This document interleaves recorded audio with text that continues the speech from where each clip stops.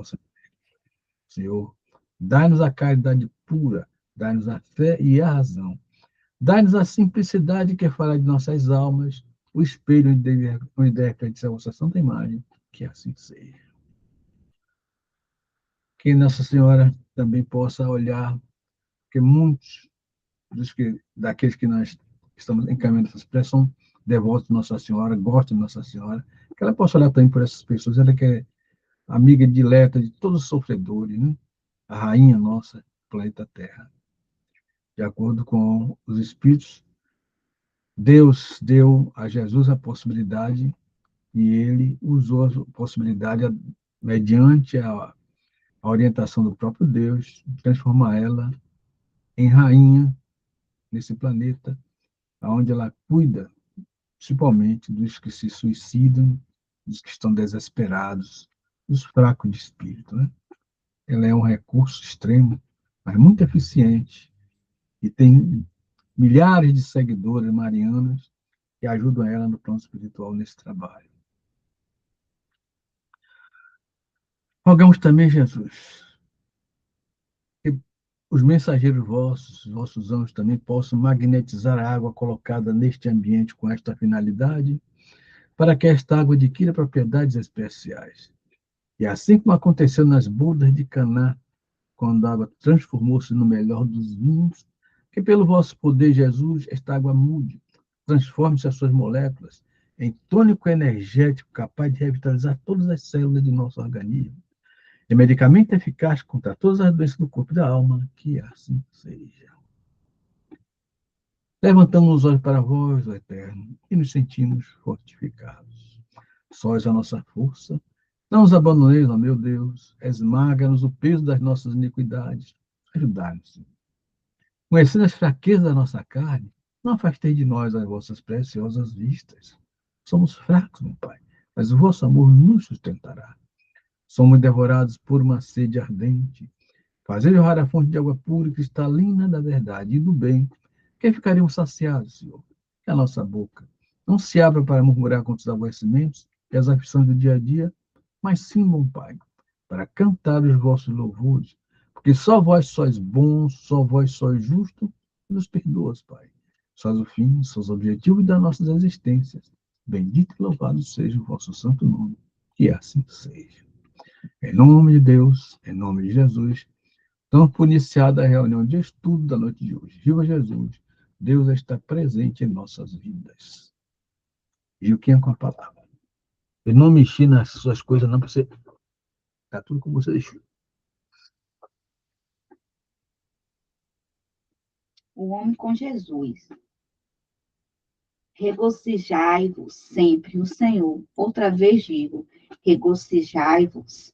Com Jesus ergue-se o homem, da treva à luz, da inércia ao serviço, da ignorância à sabedoria, do instinto à razão, da força ao direito, do egoísmo à fraternidade, da tirania à compaixão, da violência ao entendimento, do ódio ao amor, da posse mentirosa à procura dos bens imperecíveis, da conquista sanguinolenta à renúncia edificante, da extorsão à justiça, da dureza à piedade, da palavra vazia ao verbo criador, da monstruosidade à beleza, do vício à virtude, do desequilíbrio à harmonia, da aflição ao contentamento, do pântano ao monte, do lodo à glória.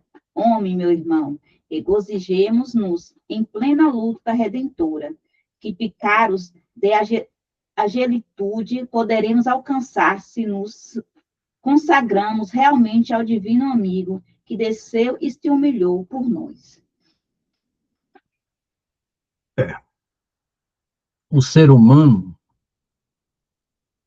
infelizmente, principalmente nos locais onde a gente está vendo tantas guerras, esqueceu-se muito de Jesus.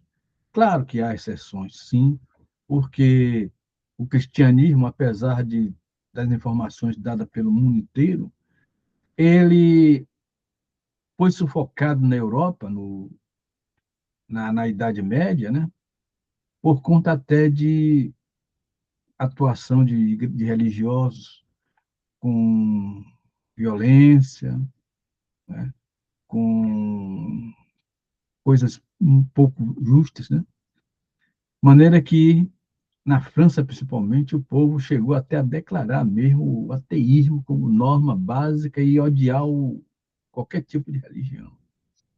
Ainda hoje nós temos irmãos que ainda detestam as religiões, né? Odeiam as religiões, e com isso enfraqueceu-se muito na humanidade um ardor religioso que levou povos da antiguidade até a guerra, por conta de defender a crença em Cristo, né?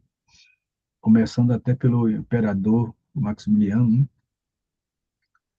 E, desculpe, Constantino, o imperador Constantino, né? Que venceu uma guerra com o estandarte de Jesus na frente, a cruz de Jesus na frente, né? Então, o ardor religioso, que era muito grande em um certo ponto, arrefeceu-se por completo nesse, nessa modernidade, né? E vemos que a juventude atual também não se mexe muito do lado de religião. São espíritos que são, nós sabemos, que está havendo esvaziamento do umbral, e eles estão vindo para cá, mas sem muita amizade com Jesus, sem muito desejo de melhoria espiritual, e o que é ruim para eles, porque nós sabemos que o detalhe que identifica quem fica e quem vai diante da transição é justamente o desejo de se melhorar, de se espiritualizar. Infelizmente, muitos que estão vagando, se não cometerem grandes erros, terão até outras oportunidades, mas aqueles que, por não acreditarem em nada, resolverem debochar do direito à lei, das normas da civilização, por essa razão mesmo, entrar num padrão vibratório incompatível com o padrão que a Terra vai adquirir aos poucos, isso se dá devagarinho, não é de vez, né? E por isso deverá sofrer a sucção, conforme nós sabemos. E a parte está francada a todos vocês.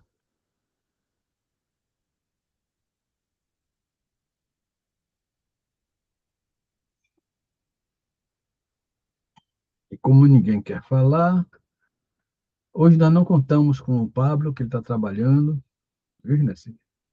Não sei se você já lhe informou, não contamos com o Pablo hoje. Já falou comigo. Uhum.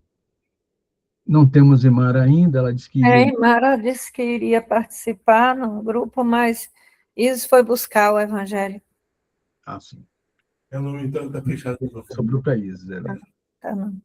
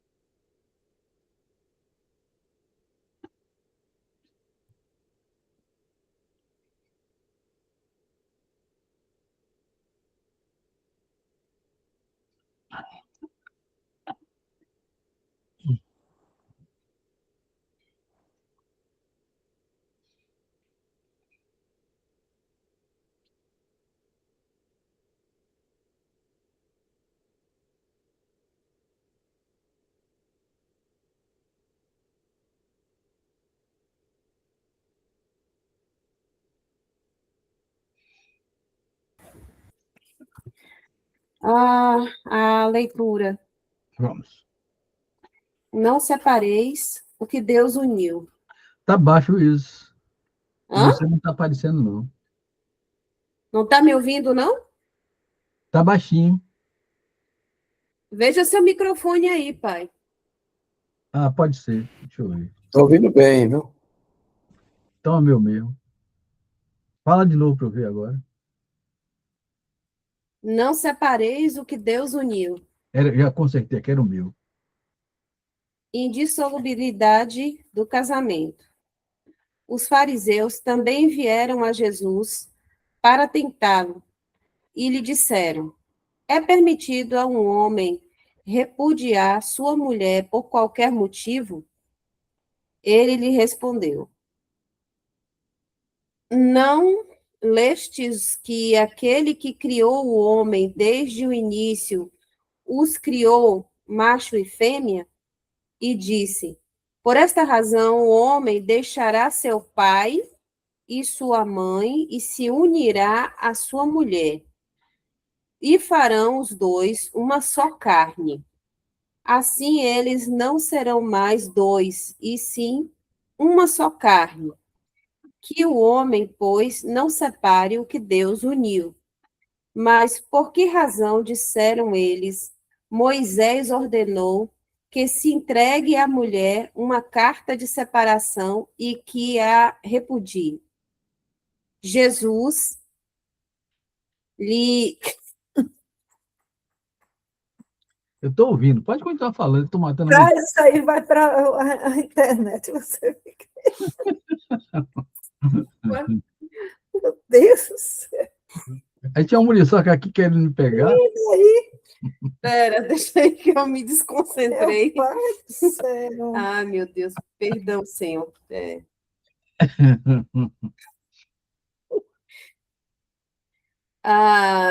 Cadê?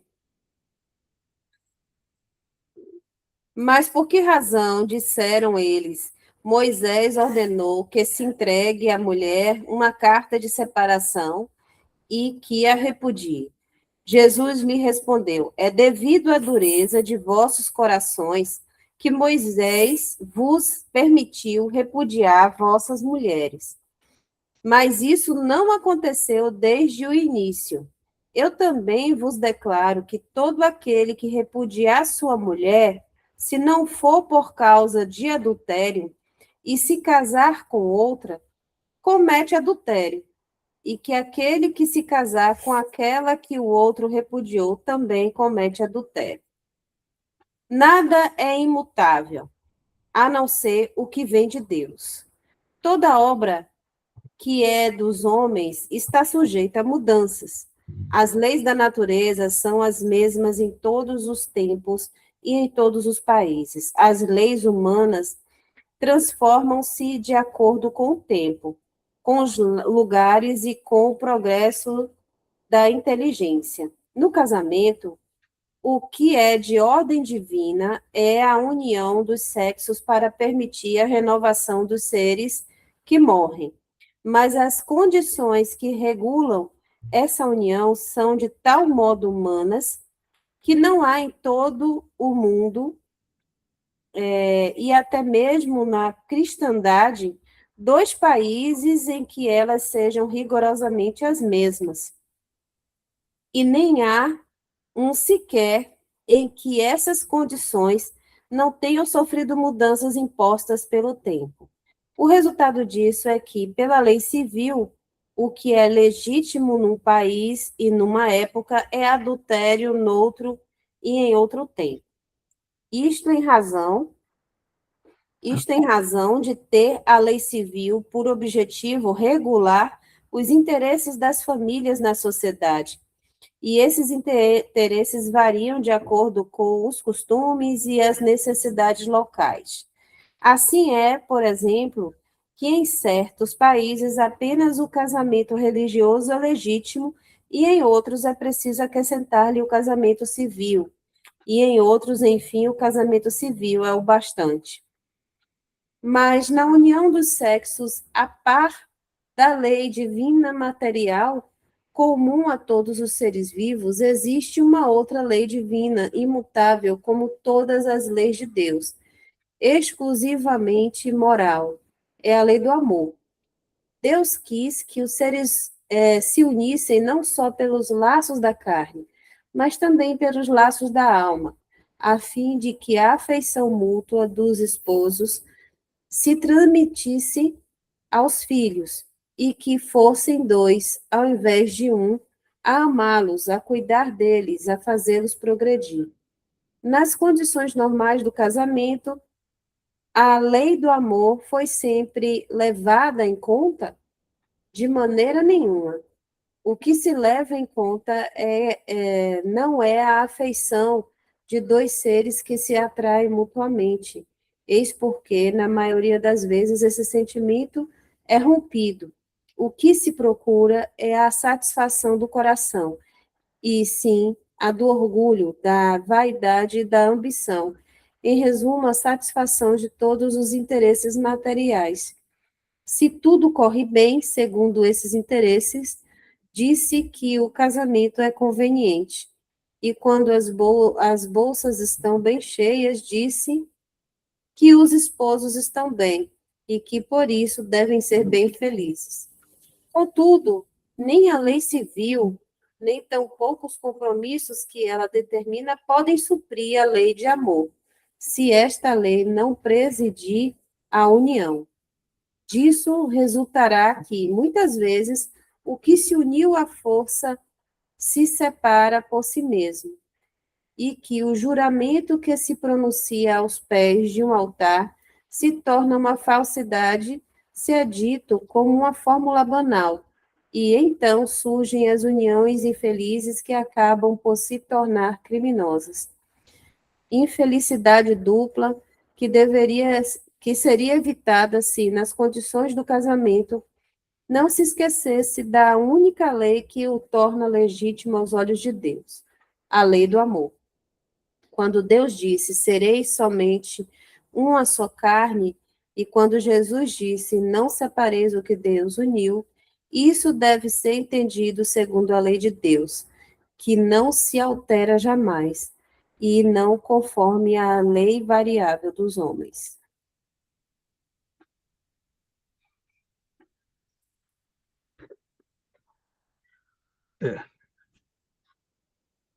Apesar de haver muita divergência, porque o sexo masculino pensa de uma forma mais dinâmica, mais objetiva, e o sexo feminino normalmente é mais sonhadora, é mais flexível e também voluntariosa. Então, há um choque de personalidades. Mas se existir um sentimento de respeito, pelo menos, já não digo tanto de amor, de respeito, o casamento vinga e chega até o final. Só é preciso que um tenha a sabedoria de não prejudicar a família que criou, né? Apenas por egoísmo, por vaidade, e o outro, o ser, não abusar tanto, né, de certas situações que possam prejudicar o relacionamento. É uma união em que deveria haver um ganha-ganha. Tanto a mulher é beneficiada com a proteção do marido, ou financeira, ou espiritual, ou é mesmo física, né?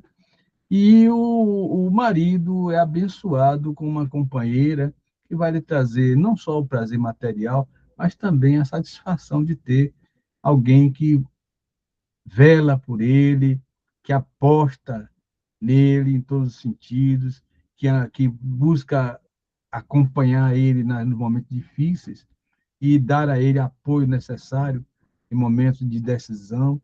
Enfim, é uma união que deverá se prolongar pelos anos, pelo tempo, mas se houver um mínimo de respeito entre as partes. Como, infelizmente, a humanidade tem sido pouco respeitosa de uns para com os outros, até porque quando começa o namoro de muitos casais, voga o quê? Voga que um querendo que o outro seja mais bonito que todo mundo e acha que ele é muito bonito só pela beleza vai. E às vezes o camarada é bonito por fora, mas é feio por dentro, né? E aí, quando chega a se casar mesmo, há o desencontro, a desproporção de sentimentos, né? Que um gosta mais, outro gosta menos, e aí dá-se os choques que muitas vezes levam até ao assassinato, como vemos no noticiário, né? Infelizmente, Outro dia eu estava assistindo a um humorista, ele dizendo que, atualmente pode ser ter sido inventado também, né? Que um casal norte-americano foi questionado por um repórter porque ele já tinha, parece que 60 anos de casado. E então o repórter brincando, pilhando, fez: vocês nunca pensaram em desquite? Aí diz que o marido olhou assim e fez: ô, amor, a gente já falou sobre desquite alguma vez? Eu falei: não. Olha, ele disse: ó, amigo, já pensamos até em assassinato, mas desquite não. Então, então, a verdade é que quando há um mínimo de respeito, o casamento consegue vingar. Por quê? Porque se o amor já acabou, tem o respeito, tem a consideração, tem a afinidade e até mesmo o sentimento de segurança gerado por anos e anos de companheirismo. De maneira que é necessária a compreensão, o respeito e um mínimo de sentimento para que o casamento dê certo, o que não é muito comum em nossa sociedade atual, infelizmente. O desrespeito, o casamento por interesse, o casamento por, sei lá, até por simples é, desejo carnal mesmo, né? E com isso vamos ver o que é que vai acontecendo, que são as separações, os desquites e a vida que se torna um inferno, principalmente para os filhos, que são, naturalmente, são os grandes sofredores dessas, dessas saídas do pai ou da mãe de casa, né? Dessa fratura da família. Embora os pais não sejam culpados de decisões erradas de cada um, porque a decisão é uma coisa muito pessoal, muito individual. Então, não é porque um pai ou uma mãe se separados que o filho vai se jogar mundo afora.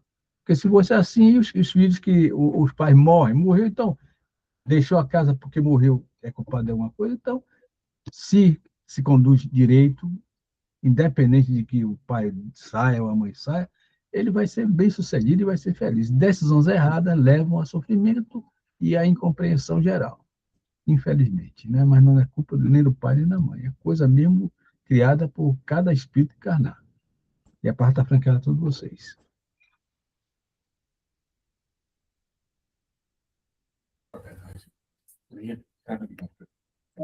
Dá para ouvir. Boa noite a todos. Boa noite, Cláudio. Na leitura tem esse trecho aí, né, da leitura que fala que Deus uniu, o homem não separa, né? Às vezes, escutando isso, parece sugerir que o ato humano, né, de separar isso por quaisquer motivos, parece que o ato humano é algo que pode surgir em contraponto ao evento divino, né, que seria a união por amor. Mas eu entendo que, de fato, né, esse separar não é um ato voluntário, como se fosse um contraponto, e sim uma ratificação de que algo relacionado, por exemplo, ao próprio amor, que é o que fez surgir essa união, que é inquebrantável, que nada, por quaisquer motivos, né, qualquer coisa que aconteça, não fará haver essa separação, ou seja, não ocorrerá de forma alguma essa quebra desse vínculo, desse sentimento que faz perdurar a relação por muito tempo, né, que seria o amor. Então, às vezes, parece que, apenas uma impressão, parece que esse separar é algo que pode acontecer junto para contrapor esse algo divino, mas não, o amor por si só, ele não admite contraposição, né? Não há, apesar de haver livre-arbítrio ou algo do tipo, é como se da própria fonte que surge o amor, que são dois seres, né, que se propõem a união, dessa própria fonte surge outra coisa que é o contra-amor. Não faz sentido, né? Da relação que se faz perdurar por muito tempo, sim, isso é o amor. Não tem nada que fez a contraponto a isso, a não ser a própria decisão, né, do casal ou das partes, enfim, de quebrar essa relação, ou seja, seriam duas coisas que, se acontecem, elas acontecem de forma exclusiva, ou é uma coisa ou é outra, né? Ou se tem um amor de forma completa, ou não se tem, por quaisquer motivos, né? Eu não entendo que existe o amor e, em simultâneo, existe outro sentimento da própria fonte, que é o casal, do contra-amor. Então, para mim, essa separação, na verdade, não é algo que sugere que o mundo pode, né? Parece sugerir assim, você está unido, você se casou, e vem alguém que motivou essa separação, né? Uma traição, por exemplo. Mas a traição, ela não é algo que aconteceu fora dessa união. A traição é algo que aconteceu dentro da união. Foi uma quebra de uma das partes ou das duas, né?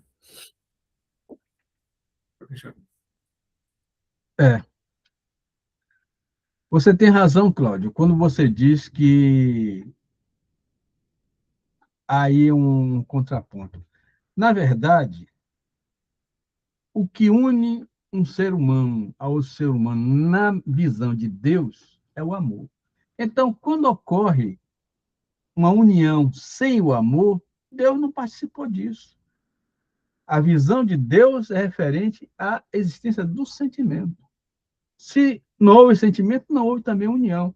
O que as igrejas fazem, casando um com o outro, que às vezes nem se gostam muito, eu já casei muita gente como médico, porque aqui no interior, que tirou a virgindade, o cidadão tinha que casar. Eu fui vários casamentos aqui, inclusive porque, de frente do meu consultório, tinha também o cartório, né, civil. Então, vinha no consultório, eu diagnosticava a perda da virgindade e aí ia direto para lá para o cartório fazer o casamento. Meu pai, minha mãe, os parentes, né, ali já faziam o casamento. Uma vez não chegou até a dizer, até uma pessoa que eu conheço, doutor, o senhor está me casando, é verdade, mas daqui a pouco eu vou me separar. Então, não houve sentimento, não houve casamento. Esse dizer de não separe o homem, o que Deus uniu, é sim. Aquele onde existe amor, nem tente ninguém entrar, primeiro porque não vai conseguir. Porque se os dois se amam, não vão dar colher de chá para vagabundo nenhum, né?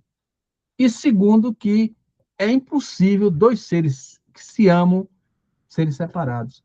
Já visto as histórias que tem, inclusive na história antiga, né? Como Romeu e Julieta, outros tantos casais que se amavam realmente, e que somente a morte que pode realmente separar, porque perdendo a carne já não tem mais como unir os dois. Mas enquanto houver vida, os dois estarão unidos pelo sentimento, ou pelo menos pelo respeito, como nós falamos nesse instante. Porque quem tem 40, 50 anos de vida conjugal, no mínimo tem que ter alguma coisa de substancial na sua individualidade para unir tanto tempo, porque o que nós vemos muito é que, segundo as estimativas, de 7 até 9 anos já costuma haver a separação, quando não houve amor. Mas havendo amor, não. A coisa permanece por muitos e muitos anos, até que a morte chegue e leve um dos dois. E a palavra está correndo frente a todos vocês. E tem um outro ponto que aí os mais aqueles que vivem, né, há muito tempo juntos, aí o senhor e a Soesma é um exemplo disso, meus pais também, que a gente precisa ter o cuidado de amplificar a palavra amor no sentido de que ela constitui, na verdade, uma resultante de vários vetores, né? Inclusive resiliência, paciência e talvez um vetor que eu colocaria, que seria a composição de todas as dificuldades que surgem dentro de um relacionamento, né? E que todas elas agregadas, enfim, compostas, formam esse desafio, né, que muitos chamam de amor, né? De fato, para mim é um desafio, assim, não, sem querer tirar o contexto romantizado, que é natural e essencial, né, Mas eu imagino que outras variáveis, né, que compõem tudo isso, elas, principalmente a variável de evoluir, né, na vida a dois, que é de grande dificuldade e que muitos sucumbem, né? Então, eu acredito que é essa grande dificuldade ou essa grande variável composta que, de fato, vai amplificando, dando valor, valorizando essa relação de amor que existe, né? Desse conceito de Deus, da própria evolução, né? Viver para evoluir, viver para passar pelas dificuldades, pelos obstáculos, a fim de adquirir um grau melhor. Aí, Cláudio, você já está falando como um homem que está buscando a espiritualização, o que não ocorre na maioria dos que nós vemos por aí, né?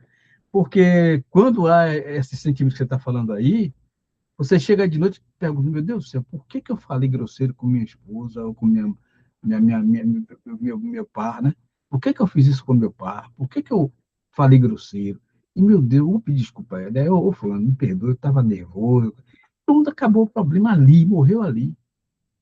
Às vezes a mulher também já está um pouco irritada, né, da coisa, diz uma coisa desagradável, ela também há de ponderar. Meu Deus, meu marido é uma pessoa que tem me tolerado todos esses anos, porque eu não sou santa, porque eu não sou fluxicheira, eu também sou braba, eu também sou isso, aquilo. Por que eu estou fazendo isso com ele? Se eu gosto dele, se eu quero que ele seja feliz, como eu também quero ser feliz com ele. E vai, fulano, me perdoe por eu ter sido grosseira com você, por eu ter dito coisas que você não merece ouvir, perdoe. Então, e morreu ali o problema, entendeu? Você já está falando um patamar acima, mas eu estou me referindo ao patamar abaixo, que essa é a grande maioria da nossa sociedade, e por isso que nós vemos tantos casos tristes de pessoas que, antes de completar 10, 20 anos de casado, já estão se separando, por motivos até fúteis mesmo. A gente vê que, quando vai pesquisar qual é o motivo, é porque é diferença de pensamento, é isso, é aquilo. Na verdade, no fundo, é porque não havia amor, não havia nem sequer respeito, nem consideração. Porque quando há respeito e consideração, acontece isso que eu estou falando. Ele vai para ponderar, e já está quando já está um espírito mais evoluído, né? Já quer se espiritualizar, ele vai ponderar, poxa, por que eu falei desse jeito? Por que eu agi desse jeito? Ele tem que se questionar mesmo. Por que eu fiz isso errado? Porque eu não sou assim, eu não quero ser assim com essa pessoa. Essa pessoa não merece que eu seja assim. Então, vai lá e pede desculpa, e acaba o problema. A mulher está a mesma coisa. Por que eu fiz isso com uma pessoa que não merece, que está comigo, eu estou vendo que é uma pessoa que não merece, por que eu fiz isso? Por que eu fui grosseiro? E pede desculpa e acaba o problema. Morreu ali. Mas, como eu disse nesse instante, isso aí está um grau acima, já está uma escala um pouquinho acima. Porque, na verdade, Cláudio, nós que estamos estudando Espiritismo, nessas noites de domingo, nós já temos uma situação de quem quer evoluir. O querer evoluir já é uma diferença importante, até mesmo para a questão do expurgo, né? Da transição, né? Então, se a pessoa o espírito já quer evoluir, ele está se candidatando a continuar aqui na Terra para progredir. Mas aqueles que não estão nem aí para a evolução, que não estão aí para nada, que não, nem sabem para que vieram aqui na Terra, aí a coisa é bem diferente. E, infelizmente, são uma grande maioria. Infelizmente. E a palavra continua falando que ela que quer fazer uso.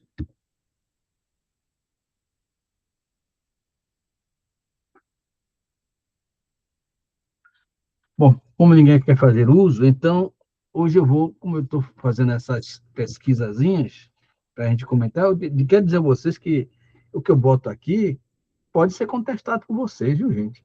Isso aí são pesquisas que a gente pode até discutir o tema e falar qualquer coisa que a gente quiser. Aqui eu fiz a pesquisa sobre as mudanças que ocorrem durante a transição. Então, mudança durante a transição. Na Bíblia, está escrito em Mateus 24, 6. Sobre os últimos tempos. E ouvireis falar de guerras e rumores de guerra. Vede que não vos assusteis, porque é necessário assim acontecer, mas ainda não é o fim. Já falei a vocês aqui em noites anteriores que o último sinal seria o conhecimento do cristianismo em todo o planeta Terra, que ainda não aconteceu. As guerras não são apenas literais. Existem guerras também no íntimo do ser humano, como nós falamos nesse instante aí. No íntimo do ser humano tem guerra também. São lutas silenciosas em nosso dia a dia. Não aconteceu a Terceira Guerra Mundial, porém o planeta necessita de modificações na vibração psíquica que não correspondam mais às imperfeições de um planeta de provas e expiações. Tem que haver mudanças interiores. Em Mateus 22:14 está escrito: muitos são chamados, mas poucos os escolhidos.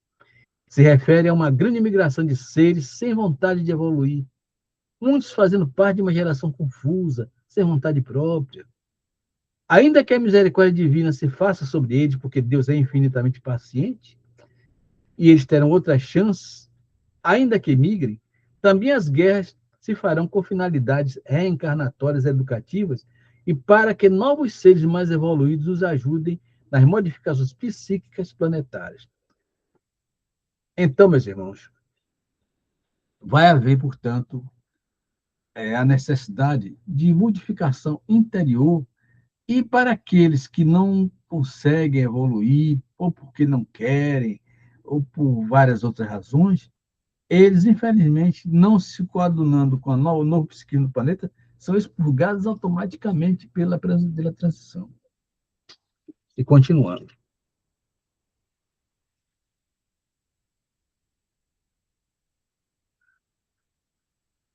De acordo com Franciscano Xavier, o ressentimento e o ódio são guerras travadas em nosso planeta, tanto quanto as várias guerras entre países. Temos necessidade de orar por nós mesmos quando guardamos rancor, para não gerarmos doenças tumorais em nosso campo energético perispiritual, como fruto do ressentimento. Aí me lembra aquele nosso irmão que é cirurgião, né? Que ele fala isso mesmo, que o ressentimento vira tumor maligno em nós. Foi por essa razão que Jesus disse: se tiveres algo contra seu irmão e resolveres orar, antes vai e te reconcilia com teu irmão. Está em Mateus 5, 23 a 24. Temos observado muitas ocorrências relativas a ressentimento e ansiedade mórbida. A ansiedade é a coisa que mais eu vejo no consultório nos dias atuais, e é de se supor que as situações de risco devido ao recrudescimento da violência, fruto do aumento da criminalidade, e sem dúvida, por ter um psiquismo gerador de guerras internas e externas do ser humano, habitante da Terra, violência, ressentimento e ódio são características observáveis no momento presente da humanidade terrestre, sinalizando inclusive a transição. Nós que cremos e estamos querendo nos espiritualizar, oremos e vigiemos, porque o espírito está pronto, mas a carne é fraca. Está em Mateus 26, 41. Embora o cristianismo verdadeiro nada exija de nós, que aprendemos, de nós Deus espera coisas melhores. Está em Hebreus 6, de 9 a 20. E a palavra está com vocês agora. Está franqueado para quem quer fazer uso.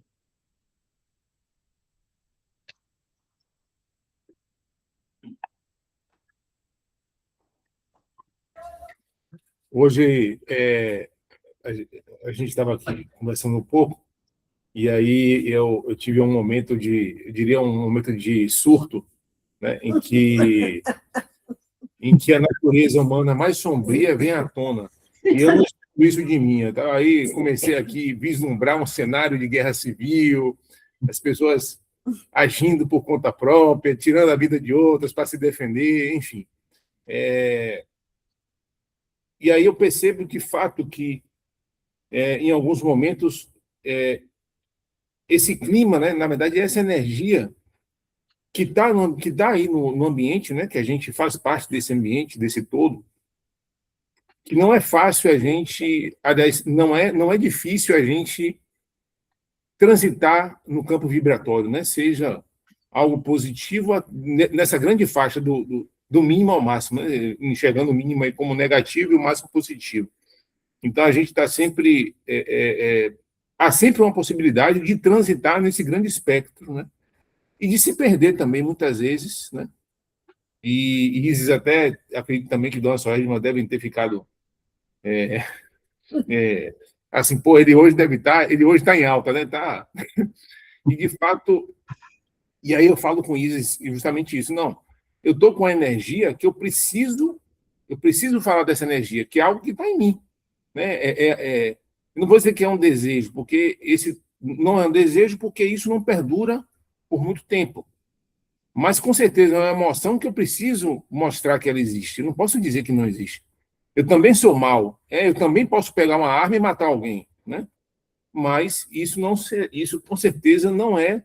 Isso não será a melhor decisão, apesar de ser uma decisão, né, factível com o estado em que me encontro, né? Já que eu posso pensar, eu também posso agir. A diferença é que eu posso, antes de agir, pensar mais, para que eu não haja, né? Mas, com certeza, e aí eu me refiro a um surto porque é algo que permanece por pouco tempo, né? Não faz parte da minha essência. Mas é justamente isso que o senhor leu aí, sobre essa questão das guerras, né? Sempre, eu acho que além, assim, fora a guerra externa, eu acho que essa que mais importa é a guerra interna, o que está dentro da gente, né? Que muitas vezes sai, né? Reverbera no mundo em forma de agressão ao outro, né? Que é o que a gente vê tanto aí nas suas variadas formas. É só uma observação acerca do dia aqui. E fica para você o dizer de Jesus: o espírito está pronto, mas a carne tem que ter, que a carne é fraca. Ou seja, Jesus quis dizer o seguinte: nós estamos num mundo onde as vibrações grosseiras ainda existem a largo, a rodo.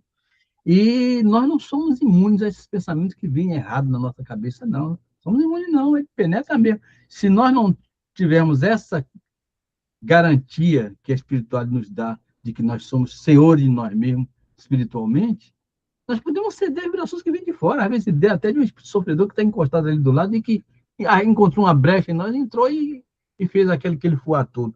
Muita gente pensa que é nosso e não é. Agora, nós temos que ter o controle da situação, porque nós já temos conhecimento suficiente para saber que a gente pode intervir em qualquer ponto da nossa natureza e modificar até a possível ação que nós viemos a depositar. Muitas vezes também quem está do lado pode ajudar. Eu me lembro de uma vez que só Edma me chamou, que não encontrou quem ficasse na portaria, numa festa da escola, né? E que eu me entusiasmei muito com a minha função de não deixar ninguém entrar que não tivesse direito, né? E já estava encrespado. Augusto, que é isso? Você está brigando com o rapaz? Chamou minha atenção, aí eu, poxa, é mesmo, eu estou exagerando. Acontece com qualquer um, porque nós estamos num mundo de provas e expiações, então os pensamentos errados e também vão e vêm rápido. Se a gente não tiver muito fechadinho na nossa caixinha mental, ele invade mesmo. E aí, Eu lembrei agora de uma história de Haroldo Dutra, né? Essa, para mim, é assim, um exemplo vivo. Ele estava no trânsito levando o filho para a escola. E aí um motorista veio e fechou ele, né? Deu uma fechada nele. E aí ele ficou muito, né, revoltado e já ia baixar o vidro para poder dizer umas poucas e boas para o motorista, né? E aí o filho olhou para ele e falou assim: papai, diga, meu filho, o senhor vai brigar com aquele cara do carro? Tô querendo. Ele falou assim: e se ele for um dos que ouvem você?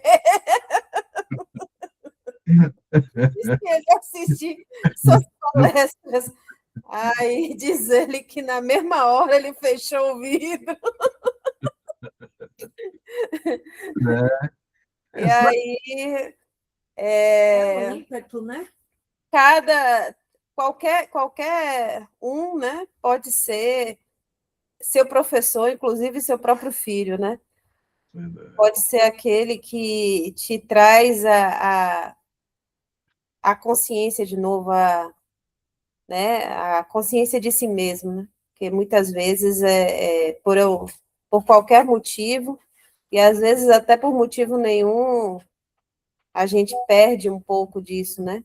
A gente acaba sucumbindo às distrações e às questões desse mundo e desvia do aprendizado, né? Desvia da necessidade de seguir por um outro caminho, né? Porque é o que eu falei para a Cláudia hoje de manhã, né? Que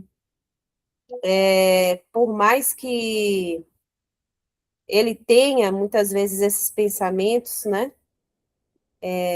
Essa encarnação, né? Se ele é um espírito da luta, da guerra, do embate, né?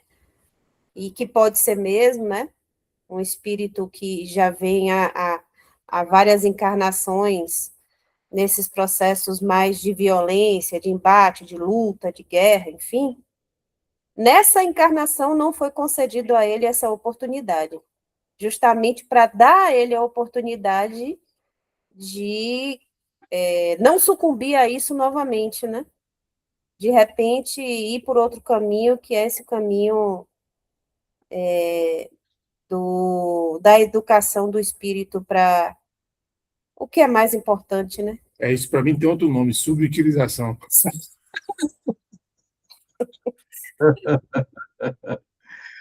Mas foi por essa razão também, Cláudio, que Deus não deixou eu continuar no exército, viu? Porque, pois é, eu senti que lá não era meu lugar.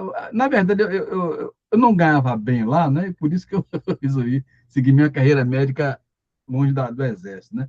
Mas, olhando do ponto de vista geral e talvez do ponto de vista do meu anjo guardião, é a decisão certa que eu tinha que fazer.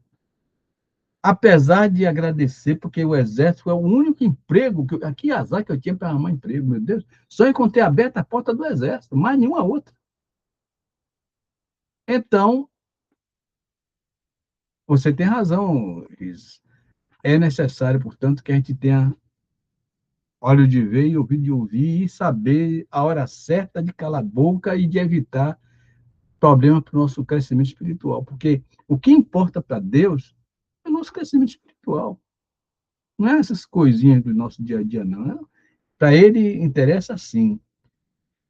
Você está um minuto na Terra, né? Mas que seja um minuto bem vivido, com dignidade, com respeito, com consideração, com justiça, procurando criar em torno de si uma vibração positiva, uma vibração que realmente seja recomendável até para um planeta melhor do que a própria Terra, se for possível, né? Jesus foi mais longe. Sede perfeitos como perfeito é o vosso Pai que está nos céus. É impossível chegar lá, mas ele deu o caminho, porque a obrigação dele é dar o caminho. É como uma sinalização da estrada, né? Você vê lá, velocidade máxima, 100 km por hora, só vai até ali. Mas querendo ultrapassar também pode. Vai chegar mais rápido? Vai. Mas tem o risco de haver acidentes, né? Então, o ideal é a gente saber se conter na hora certa, não deixar que o que vem de obsessor, o que vem da nossa própria natureza anterior, mas que aquilo não evolua. Cortar na hora H certinha, e se ofendemos alguém, se magoamos, pedir desculpa, pedir perdão e buscar se reconciliar com todos que estão ao nosso redor. O importante para nós que temos um certo conhecimento é manter a harmonia do lar, é manter a harmonia dos que estão ao nosso redor. Isso é que é importante para nós e para Deus também, que Deus olha isso. Por isso que está escrito, os justos herdarão a terra, né? Os pacíficos herdarão a terra. E a palavra continua franqueada.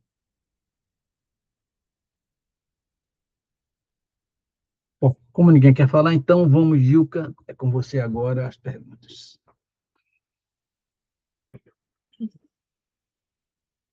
A aberração das faculdades intelectuais por embriaguez excusa os atos repreensíveis? Não, porque o bêbado está voluntariamente privado da sua razão para satisfazer paixões brutais. Em lugar de uma falta, ele comete duas. E aí nós vemos que muitas vezes as pessoas até querem justificar assassinatos porque estava bêbado. Pô, Atropelamento porque estava bêbado? Quer que isso justifique? De jeito nenhum. Aí são 2 crimes cometidos. Primeiro, porque se violentou com o álcool, já com um erro. Segundo, porque cometeu também outro erro.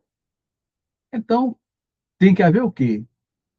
Disciplina, como acontece com as normas da lei material, e, posteriormente, ele vai sofrer as consequências no mundo espiritual, tanto da bebedeira como do assassinato ou do crime que cometeu. E a palavra está franqueada a todos vocês.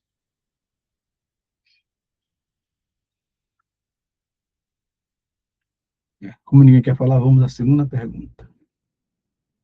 Qual é o homem em estado selvagem, a faculdade dominante, um instinto ou o livre-arbítrio? O instinto, o que não o impede de agir com uma inteira liberdade para certas coisas.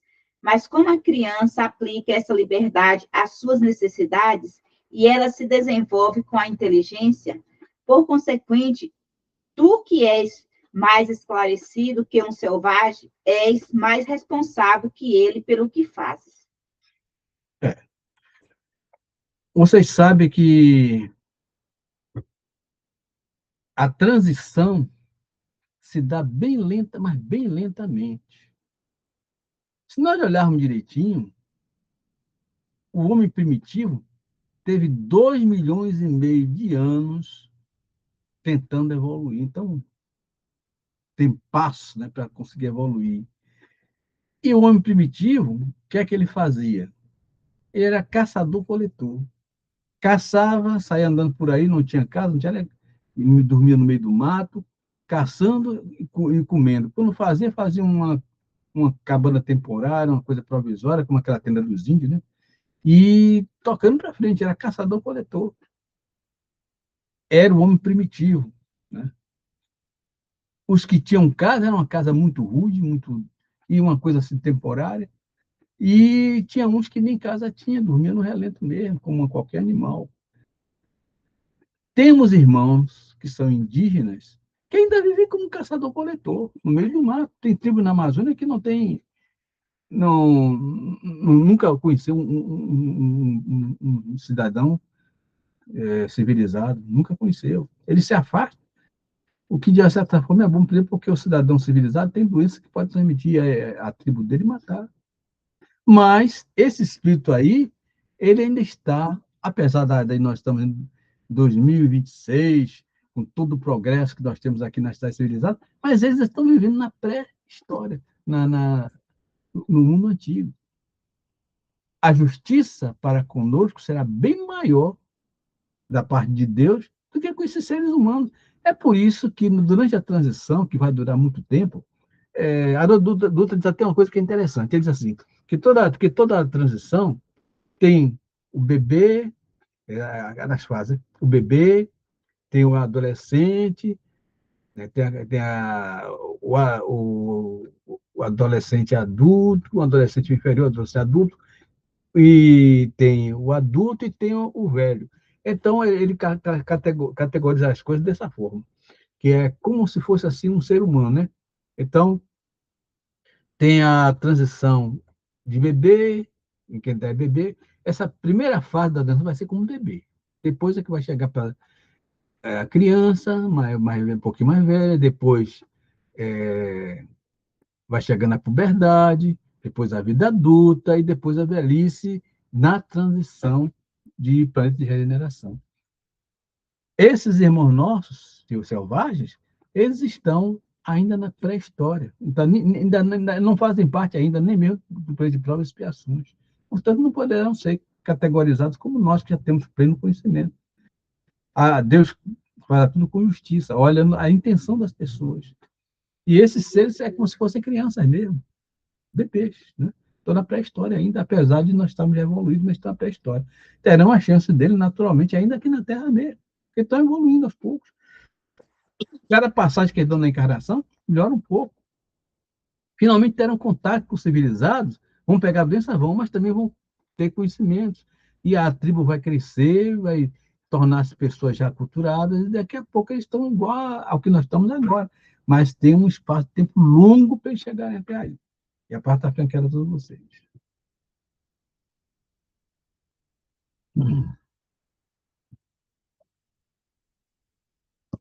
Vamos então à última pergunta.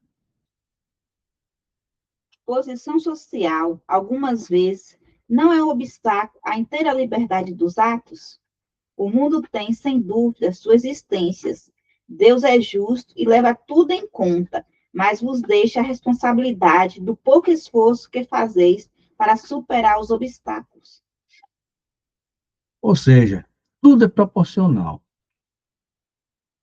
Quanto mais nós nos esforçamos por nos melhorarmos, maior aculturamento nós temos, maiores condições espirituais nós temos, maiores poderes Deus nos concede. Porque o ser humano é um espírito poderoso. Nós somos a essência da criação divina, gente. Nós passamos pelo mundo animal todo, chegamos ao pleno conhecimento, passamos dessa fase de pré-história, chegamos a ser civilizados e já estamos progredindo até para queremos sermos seres mais humanizados aí na transição. Então, é lícito que nós busquemos cada vez mais crescer espiritualmente. Que a palavra fica a todos vocês.